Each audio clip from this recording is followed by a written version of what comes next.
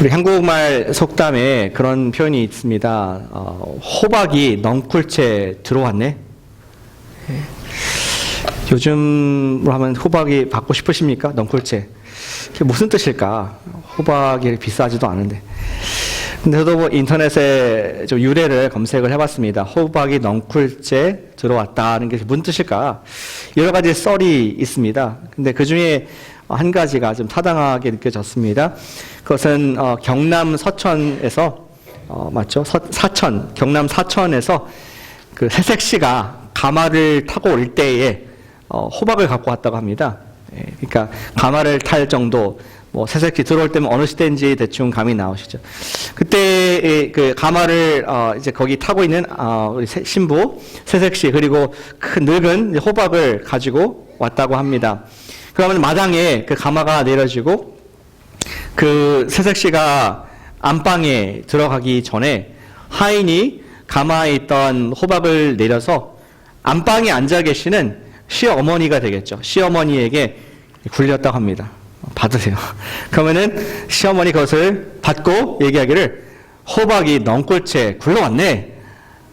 덕담이죠. 칭찬하는 겁니다. 지금 신부가 새 사람이 온 것이 기쁘고 우리 집에 경사다. 이것이 웬 떡이냐. 이것이 웬 대박이냐. 이러한 표현들을 그렇게 했다고 합니다. 지금 뭐 호박 받으면은 신부를 호박을 비교하면은 조금 좀 그렇잖아요. 못생겼다 소리인가. 수박도 아니고 호박이라니. 근데 그런 의미가 아니라 옛날에는 호박이 귀한 식물이었다고 합니다.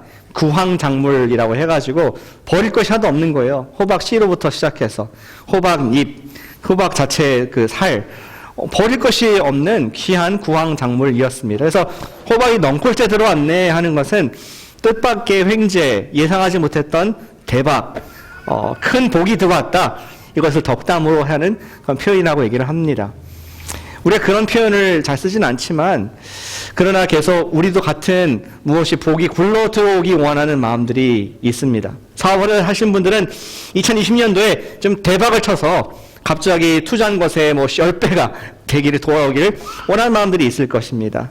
또 연구를 하시고 학문하는 분들도 좀 나의 논문이 학술지에 좀 크게 실려가지고 그러한 좀 은혜를 그러한 횡재를 맡기를 원합니다. 어떤 또 가정에 새 사람이 들어오는 그런 집도 있을 것입니다. 결혼을 해서 며느리를 맡거나 또 사위를 맡거나 이러한 또 기쁨의 대박이 있을 것이고 학교에서 좋은 학교에 입학하는 것, 좋은 직장에 들어가고 승진하는 것 등이 우리가 바라는 복일 수 있습니다. 근데 질문을 하나 드리기 원합니다. 복은 정말로 우리에게 굴러 들어오는 것인가? 우연히 우리가 정말 기대하지 못한 복들이 일어나서 2020년도는 참 좋은 해였다라고 12월에 말하게 되는 것입니까? 어떤 사람들은 그렇게 생각하여서 새해에 점을 봅니다. 점집에 가서 나의 운세가 어떠한가? 미국 사람들은 호로스코프를 봅니다. 뭐 나의 운세가 어떤가? 또 어떤 사람들은 복권을 삽니다. 길일에 좋은 뭐 나이가 생각하는 날에 복권을 사서 요행을 바라고 뭔가가 들어오기를 그런 원하는 마음들이 있습니다. 그러나 우리 그리스도인들은 복이 그냥 들어오는 것이 아니라 복은 복의 근원이신 하나님께서만 주시는 것인 줄로 믿습니다. 복의 근원이신 하나님, 그분의 호의가 복이라고 지난 몇 주간 말씀을 드렸습니다. 또 그의 아들 예수님께서 우리와 함께 하시는 인생이 복이다라고 말씀을 드렸습니다. 예수님께서 함께 하시기 때문에 가난하지만 우리가 천국을 소유할 수 있습니다. 예수님께서 함께 하시기 때문에 핍박을 받지만 그 속에서 견딜 수가 있습니다. 예수님께서 함께 하시기 때문에 의에 굶주려 있지만 만족함을 얻을 수 있고 화평을 누릴 수 있다는 것을 예수님께서 직접 가르쳐 주셨습니다. 우리에게 이러한 복을 주님께서는 주기를 작정하셨는데 우리가 그 복을 정말로 받기를 원한다면은 다른 곳에서 뭐 점이나 운세나 로또나 이런 것이 아니라 복의 근원이신 주님을 바라보고 그분께서 이미 복으로 주신 그의 말씀을 우리가 아멘으로 받을 때에 2020년도에 우리가 말할 수 없는 놀라운 축복의 주인공이 될 줄로 믿습니다. 우리 그리스도인들은 복을 따라가는 인생이 아니라 복이 우리를 따라오는 인생인 줄로 믿습니다. 우리가 주님을 따라갈 때에 복의 근원이신 주님을 따라갈 때에 복이 저와 여러분의 삶에 따라오게 되는 것이죠. 다윗의 고백이 생각납니다. 시편 23편의 6절 말씀 같이 한번 읽어보겠습니다. 시작. 내 평생의 선하심과 인자하심이 반드시 나를 따르리니 내가 여호와의 집에 영원히 살리로다. 아멘. 주님의 호의, favor. 여러분들을 한 특별한 선물이 있으시기 때문에 우리 여러분 따르실 것인데 그 이유는 주님이 함께 하시기 때문에 여호와의 집에 거하는 예배하는 여러분들 가운데 복이 따라오게 될 줄로 저는 믿습니다. 아멘 하신 분들만 복이 따라올 줄 믿습니다. 복이 따라오는 인생을 사시기를 축복합니다. 복이 따르는 인생을 살려면 근데 오늘 말씀해 보니까 우리가 기억할 것들이 몇 가지가 있습니다. 성경에서 복을 가장 많이 복복복복 이렇게 얘기를 한 수식어 붙은 사람이 있다면 바로 우리가 읽은 아브라함일 것입니다. 우리 아브라함 말씀은 오늘 말씀은 제가 지난주 큐티를 하면서 제 노트의 일부를 가져왔습니다. 은혜가 되는 말씀. 여러분들도 이번 주에 큐티를 하셨을 거로 생각되는데 그 말씀 가운데 주신 은혜들을 함께 나누기를 원합니다. 어떻게 복이 따르는 인생이 될까요? 첫째는 같이 따르시면 감사하겠습니다. 일상에서 말씀을 듣는다. 키워드는 일상이라는 것입니다. 일상에서 말씀을 들을 때 복이 찾아온다는 것입니다. 노아의 아들들 셈, 함과 야벳. 그 중에 셈, 11장, 창세기 11장은 셈의 족보가 쫙 나옵니다. 여러분은 어떻게 모르겠지만 저는 이거 읽으면서 많이 힘들었습니다. 이름만 계속 나오는데 어떻게 큐티를 해야 되나 많이 고민을 했었습니다. 근데 어찌됐든 우리 11장에 바벨탑 사건 이후에 셈의 자손들을 하나님께서 다 흩으시는 그런 내용이 나옵니다. 땅의 지면에 충만하고 번성하라는 말씀을 그들이 다시 따르게 되는 것이죠. 만약에 여러분들이 번성해야 된다고 생각하고 흩어졌다고 생각하면 어떠한 직업을 여러분들 가지셔야겠습니까? 농사를 지을 수 있을까요? 1년 기다려야 되는데 계속 퍼져나가야 되는데 농사를 지을 수는 없을 것 같습니다. 계속 퍼져나가고 뻗어나가고 번성해야 되는데 아마 셈의 많은 그 자손들이 유목 생활을 했을 것으로 당연히 추측해 볼 수 있습니다. 그들은 이리로 저리로 양들과 염소와 소와 낙타 그것들을 먹을 것을 찾아서 좋은 풀, 좋은 물, 우물을 찾아서 사방을 계속 다녔던 유목 사업을 했던 그런 사람들로 추정할 수가 있습니다.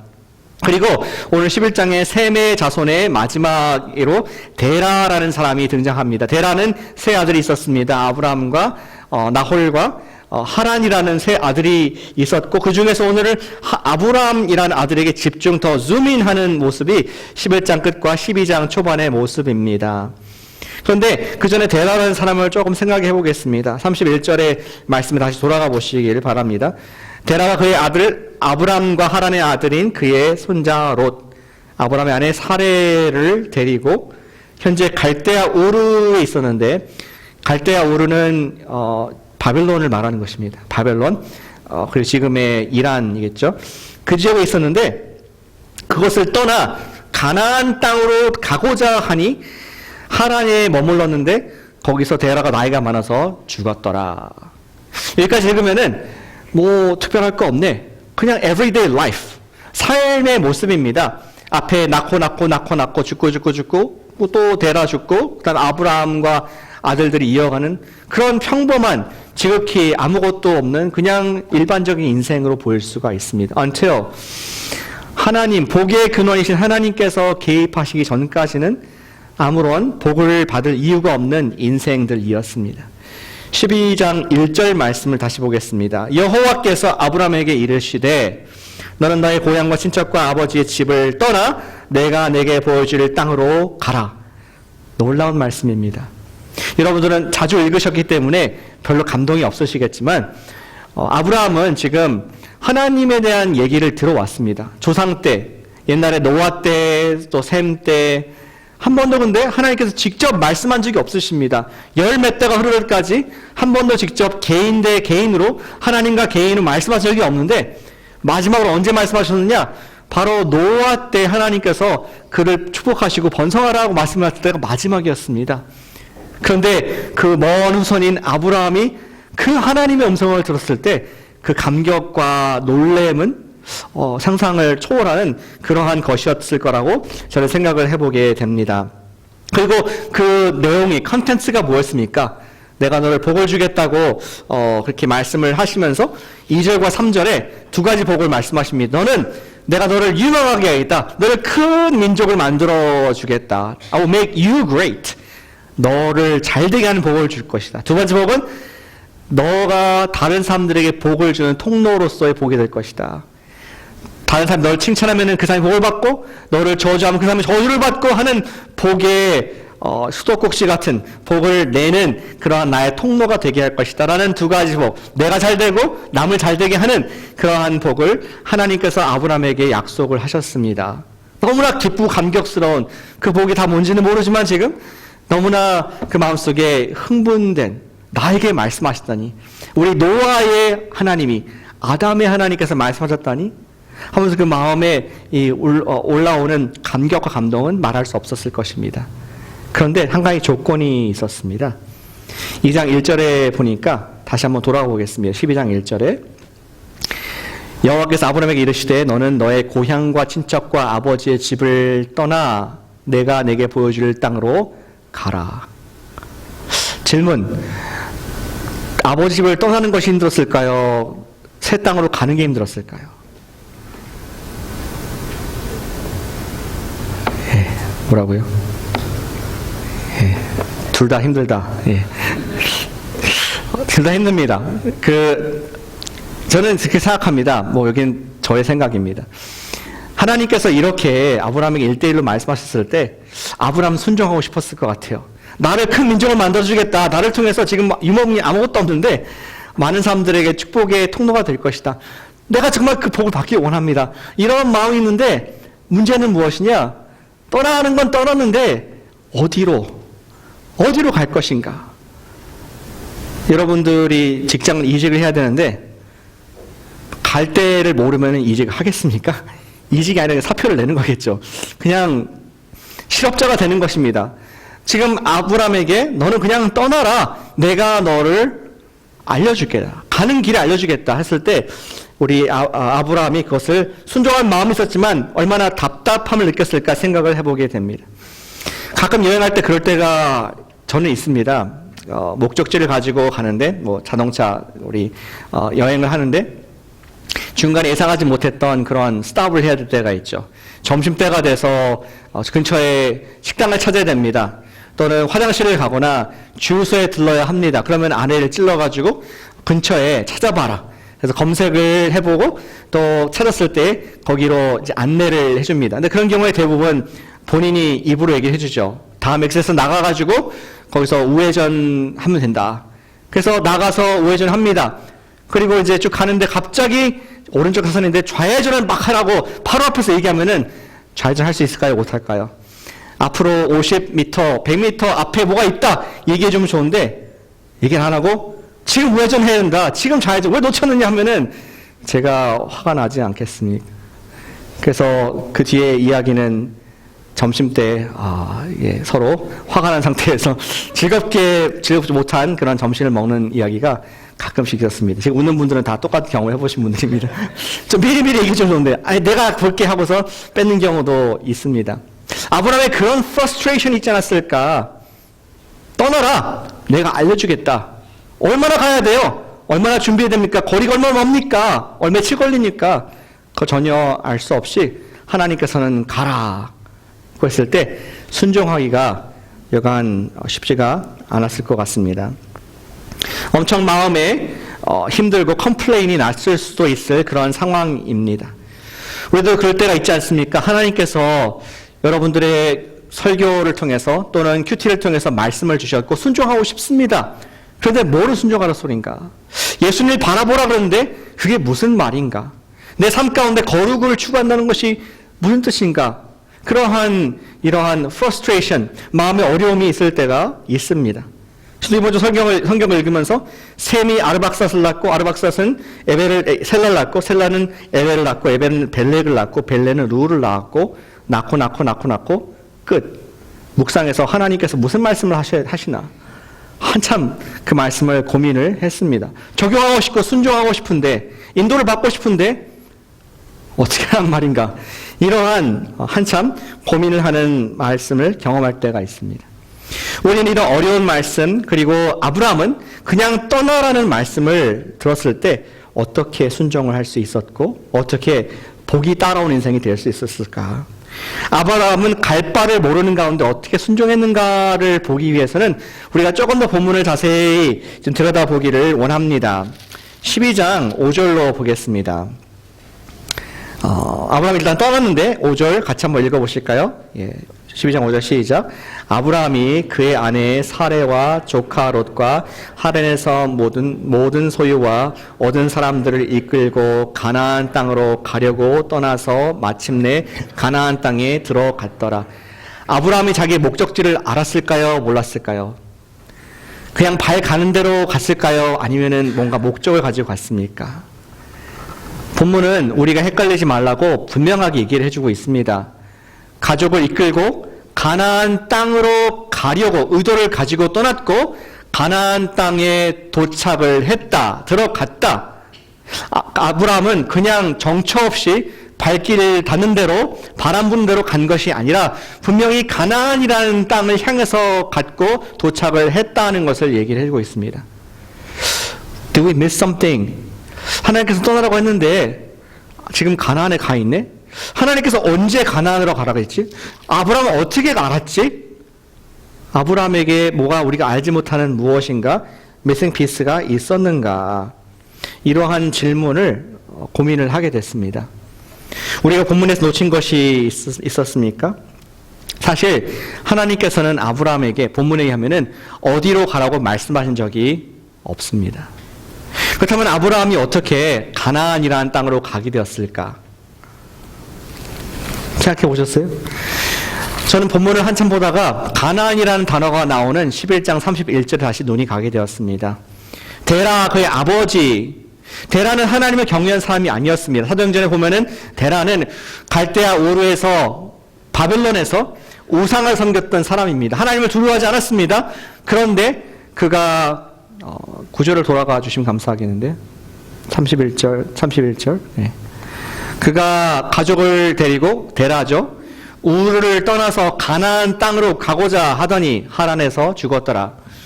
그는 데라는 하나님 말씀을 듣지도 않고 자기가 가나안 땅으로 가고자 마음을 먹었습니다. 우리가 추정해 보건대 그는 그냥 일상에서 양떼를 자기 가축을 먹이기 위한 새로운 땅을 찾아가다가 가나안이 굉장히 땅이 넓고 또 물이 풍성하며 초지기가 있다는 얘기를 듣고 그쪽으로 가고자 했던 것입니다.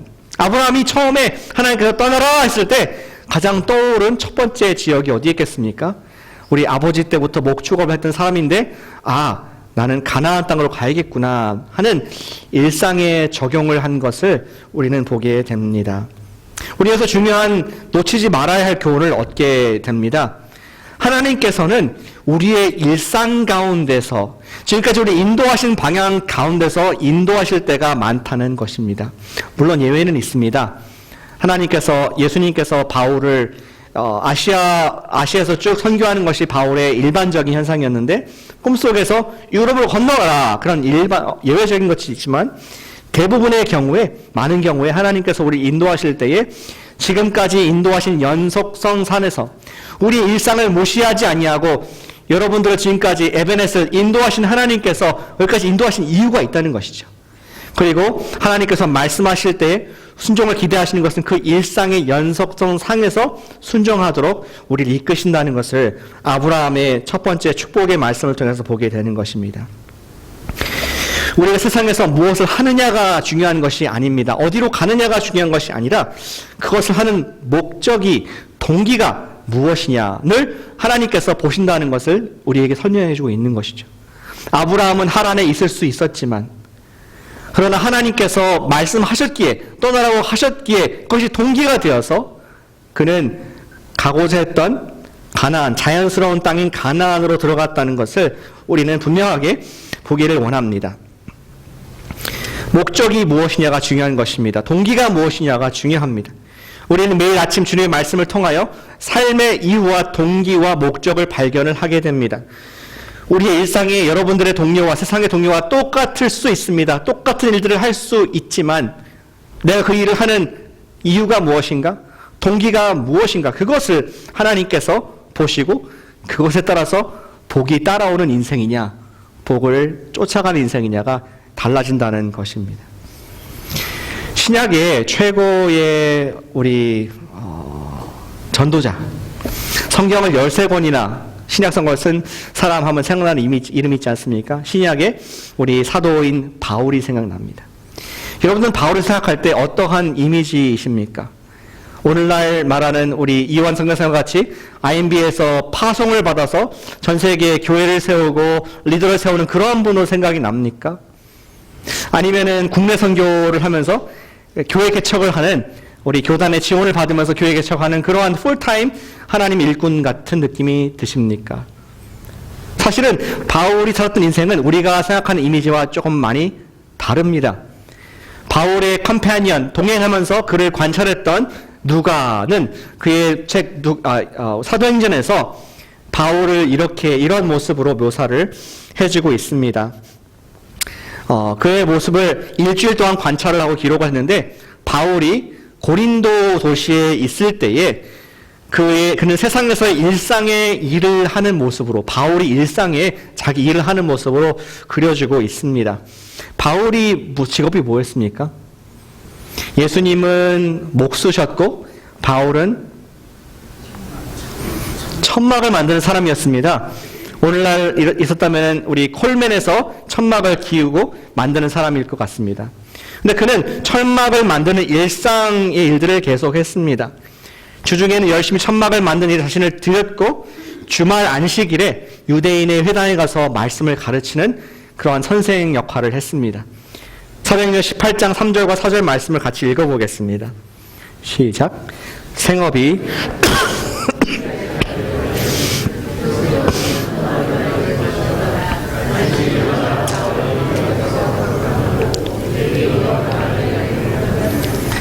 바울은 가는 곳마다 천막을 만드는 일들을 Monday to Friday 했습니다.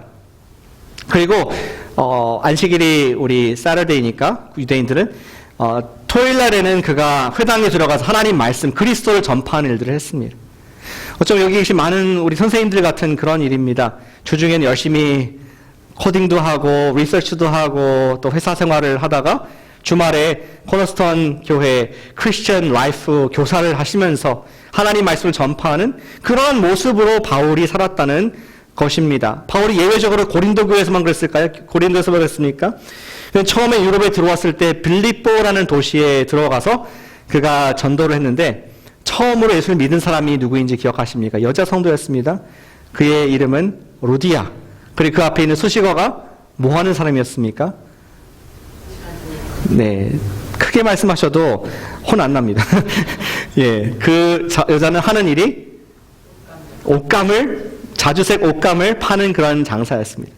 바울이 어디서 그런 여자를 만날 수 있겠습니까? 같은 업을 하는 천을 다루는 그런 업을 하면서 옆에 있는 사람에게 전도를 한 겁니다. 하나님의 말씀을 자기의 삶에서 증거를 하면서 첫 번째 예수님의 제자를 우리 천막 만드는 일에서 일상에서 했다는 것입니다. 직장에서 아는 사이가 되었고 그 관계를 통해서 빌립보의 교회를 세우는 중요한 복음의 씨앗이 된 것이죠. 사랑하는 여러분, 많은 경우에 우리는 주님의 말씀을 순종하고자 할 때 구체적으로 어떻게? 라는 질문을 많이 합니다. 근데 주님께서 우리에게 그 답을 원하시는 삶의 영역은 어떠한 선교지나 또 어떤 특별한 이런 부르심이 있을 수도 있겠지만 바로 일상에서 우리에게 순종을 요구하신다는 것을 기억하기를 원합니다. 주님의 복을 받은 비결은 우리는 일상 속에서 주님의 말씀에 순종을 해야 합니다. 먼 곳에 나가 순종하고 또 먼 미래에 순종할 부분도 있겠습니다. 나중에 내가 은퇴한 선교사가 되겠습니다. 전도사가 목사가 되겠습니다. 할 수도 있지만 그러나 지금 나의 삶 가운데 부르신 일상에서 순종하는 그 모습, 비록 내가 지금 무엇을 적용할지 모른다 할지라도 내가 주님 이 말씀에 순종해서 내가 하나님의 뜻을 이루기 원합니다. 그런 마음의 소망을 여러분의 직장, 여러분의 가정, 여러분들의 교회에서 가지고 사는 때에 우리 주님을 경험하게 됩니다. 그때 주님께서 우리를 섬세하게 인도하시게 된다는 것이죠. 주님 자신이 그 순간 알려주셔서 순종을 구체적으로 할 수 있게 하십니다. 예수님께서 자신을 묘사하실 때 내가 여러분들의 적용을 하는 노하우를 알려주지 않으셨습니다. 그분은 자기가 얘기하실 때 내가 곧 길이요 진리요 생명이다. 주님의 복을 받는 사람은 우리가 순종하고자 하는 의지와 마음, 우리 아브라함과 같이 갈 바는 모르지만 그런 마음이 있을 때, 거기까지 갔을 때 주님께서 길이 되셔서 알려주실 때 순종하는 일상의 순종을 통해서 복을 받게 됨을 믿으시기를 축복합니다. 아브라함은 일상에 양을 치면서 일상의 초지를 찾아가면서 떠나면서 그때 주님의 축복의 주인공의 반열에 들어가게 됩니다. 우리가 복을 따르는 인생을 살려면은 일상에서 에브리데이 삶 가운데 주님의 말씀을 내가 순종하고자 하는 마음부터 그 마음을 내가 갖고 주님 보여주세요. 그러한 일상의 순종의 삶의 태도를 통해서 우리는 복의 주인공이 될 수가 있습니다. 그리고 두 번째, 아브라함은 두 번째 교훈을 그의 삶에서 보여주고 있습니다. 어떻게 우리가 복이 따라올 인생을 살 수 있습니까? 그것은 역시 일상에서 예배를 드릴 때에 우리는 복의 주인공이 됩니다. 같이 해주시면 좋겠습니다. 일상에서 예배를 드리자. 일상에서 말씀을 들을 뿐만 아니라 일상에서 예배를 드리시기를 축복합니다. 아브라함의 복의 비밀은 7절에 나와 있습니다. 12장 7절 말씀에 그가 어떻게 했는지 나와 있습니다. 지금 가나안 땅에 들어갔을 때 하나님께서 인정하셨습니다. 그리고 여호와께서 아브라함에게 나타나 이르시되 내가 이 땅을 네 자손에게 주리라 하신지라. 반응은 어떻게 했습니까? 자기에게 나타나신 여호와께 그가 그곳에서 제단을 쌓고 바로 그 자리에서 하나님께 예배를 드리는 제단을 쌓았습니다. 그리고 또 이동을 했습니다. 텐트 생활했으니까 베델 동쪽 산으로 옮겨 장막을 치니 서쪽은 베델이요 동쪽은 아이라. 베델과 아이 사이 가나안 땅에 있었는데 그곳에서도 하나님께 제단을 쌓고 하나님의 이름을 불렀습니다. 이때까지 하나님 이름 부른 사람이 없었습니다. 셈의 족속 중에서. 그러나 그는 하나님을 기억하고 하나님께 예배로서 말씀에 반응하는 삶을 살았다는 것을 볼 수 있습니다. 우리가 복을 받는 비결은 교회에 와서 예배를 드리는 것도 복이 됩니다. 그러나 그것은 주일날만 하는 것이고 더 많은 경우에 우리가 있는 곳을 교회로 만든다면은 우리가 내가 서 있는 그 땅에서 제단을 쌓고 거기에서 여호와의 이름을 부를 때에 그것이 주님께서 주신 여러분의 가나안 땅이 되는 것이고 그것이 여러분들의 축복에 따라오는 통로가 될 줄로 믿습니다. 일상에서 생활하는 그곳을 교회가 되게 하시는 복이 있으시기를 축복합니다. 제 간증을 하나 말씀을 드리겠습니다. 제가 이제 유학을 와서 최종 학위를 하는 학교에 입학을 했습니다. 텍사스에 있는 포트워스에 있는 세계에서 제일 좋은 신학교입니다. 여기 계신 목사님들한테 그 얘기를 하니까 저를 굉장히 미워하시더라고요. 거기가 아니라 여기 더 좀 동의가 안 됩니다. 어쨌든 가장 세계에서 제일 좋은 신학교에 입학을 했고 최종 학위를 앞두고 있었습니다. 오리엔테이션 다 끝났고 저한테 도서관에 가라고 얘기하더라고요. 도서관에 갔습니다. 가니까 거기에 라이브러리안이 이제 당신이 하는 학위는 좀 더 집중해서 공부해야 되니까 우리 도서관에 큐비컬 자리가 따로 있습니다. 문이 달려 있고 좀 프라이빗하게 공부를 할 수 있는 그런 자리를 제게 주었습니다. 작은 공간입니다. 큐비컬이니까 우리 독서실 같은 그런 분위기, 의자 하나 있고 또 책상이 있는 그러한 작은 방이었습니다. 모두 다 숨을 죽이고 조용히 공부하는 그런 자리입니다. 근데 그때 제게 플래시백이 하나 생각이 났습니다. 예전에 제 아버지가 같은 학교에서 같은 도서관에서 공부했던 기억이 납니다. 어릴 때 그 자리에 왔었던 기억들. 그때 저 기억은 아버지의 큐비컬 안에 책이 수북하게 그 좁은 방에 쌓여서 막 천장까지 이렇게 높이 쌓여 있었고 또 수많은 서류와 종이들이 사방에 너저분하게 있었던 그 모습이 생각이 났습니다. 그러면서 감격스러운 것입니다. 하나님께서 여기까지 나를 인도하셨구나. 이 자리에 지금은 텅 비어 있지만 나를 인도하시고 나를 사랑하셔서 이 자리에 있을 수 있게 하셨구나 하는 감격과 감동이 있었습니다. 저는 거기까지 인도하신 주님 앞에 거기에서 기도하고 예배 드릴 수밖에 없었습니다. 앞으로도 계속 그 자리에서 예배를 드리겠지만 첫 번째 그 예배를 작은 공간에서 나의 작은 우리 그 클로셋, 프레어 클로셋에서 공부를 하고 또 일을 하고 예배를 드리는 그런 일들을 감당을 하게 되었습니다. 너무나 감격스러웠습니다. 나의 하나님의 이름을 부르는 그런 공간이 되었습니다. 그러면서 이사야 2장 1절 말씀이 생각납니다. 주님께서 말일에 하실 말씀 일이십니다. 이사야 2장 2절 말씀을 같이 한번 읽어보시면 좋겠습니다. 시작. 말일에 여호와의 전에 산이 모든 산 꼭대기에 굳게 설 것이요 모든 작은 산 위에 뛰어나리니 만방이 그리로 모여들 것이다. 말일이 언제입니까? 예수님께서 이 땅에 오신 이후가 말일입니다. End of days, 종말을 말하는 것입니다. 이때에 어떤 일이 있느냐? 하나님의 산이, 하나님의 계시는 전이 모든 산들 위에 우뚝 설 것이다.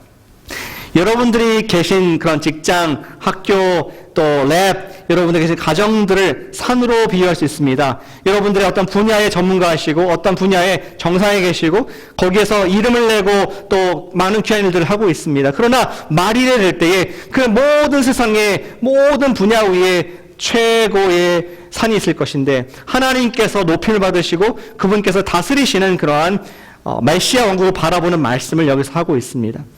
저는 이러한 기도를 하게 됩니다. 여러분들이 서 계신 그 산이 단순히 어떤 학문의 산, 어떤 리서치의 산, 어떤 IT의 산, 어떠한 산업의 산이 아니라 바로 하나님의 전이 그곳이 되시기를 축복합니다. 하나님께서 다스리시는 곳, 하나님께서 임재하시는 곳, 하나님께서 축복을 주실 수밖에 없는 곳으로 여러분의 가나안 땅으로 변할 때에 이 말씀이 여러분들 삶 가운데 축복의 말씀이 그대로 이루어질 줄로 믿습니다. 우리가 있는 일상의 장소에서 예배를 드릴 때에 주님의 복이 따라옵니다. 새해가 되었을 때에 예배를 드립니다. 주님께서 새 직장을 주셨을 때 첫 시간에 우리가 예배를 드립니다. 주님의 이름을 부릅니다. 또 우리가 새 학교에 갔을 때 혹은 새로운 하루가 되었을 때에 우리가 그곳에서 예배를 드림으로 말미암아 하나님을 인정하고 하나님의 블레싱을 받게 되는 것입니다. 예배를 드린다는 것은 무슨 뜻입니까? 여러분 이렇게 악기를 하고 또 설교를 하고 이런 것뿐만 아니라 예배를 드리는 것을 아주 단순화시킨다면은 하나님을 기억하는 행위인 줄로 믿습니다. 하나님께서 여기까지 나를 인도하셨지라는 걸 기억하는 것입니다. 내가 앞으로 잘 되는 것도 하나님께서 복을 주실 때만 가능하지 하나님을 기억하는 것입니다. 우리의 삶의 산에서 일상에서 하나님을 기억하고 예배를 드릴 때에만 우리는 주님께서 말씀하신 복을 받게 된다는 것이죠. 예배를 통하지 않고서는 하나님을 기억할 수 없습니다. 아브라함의 인생을 보시면은 그 뒤에 범죄를 합니다. 아내를 자기의 누이라고 속여가지고 자기의 목숨을 구하되 치사하고 비열한 그런 인생의 모습 나타납니다. 그때 아브라함은 단을 쌓지 않았습니다. 하나님의 이름을 부르지 않았습니다. 그가 혈기로 우리 하갈과 동침해서 이스마엘을 낳았을 때 그가 하나님을 예배하고 경배하지 않았습니다. 하나님을 잊어버렸을 때에 그의 삶 가운데 축복이 막히게 됩니다. 하나님의 이름을 부를 때에 부르지 않았을 때 차이가 많은 것을 기억을 하게 되는 것이죠. 사랑하는 여러분, 우리가 일상의 자리에서 예배자가 되시기를, 여러분들의 일상의 자리에서 예배자, 여러분들의 성전 되시기를 축복합니다. 예배자가 된다는 것은 헌신하는 것입니다. commitment입니다. 예배자 되겠다. 예배가 제가 되시길 축복합니다. 학생 다 돼보셨죠? 여기 학생들도 계시고 한데 학생이 항상 학교를 가고 싶을까요? 안 가고 싶을까요? 월요일 아침 됐는데 학교를 가고 싶습니까? 어떤 분은 학생들이 있을 거예요. 나는 학구의 부탁이기 때문에 이 세상의 학문의 정진에 이바지하기 위해서 상아탑에서 실력을 쌓고 내가 이 세상에 피어난 홍익 인간이 되리라.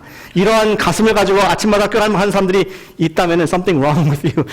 우리는 입학할 때는 그런 품을 가질 수가 있습니다. 그러나 일반적으로 정상일이라면 학교를 가고 싶어하는 사람이 많이 없습니다.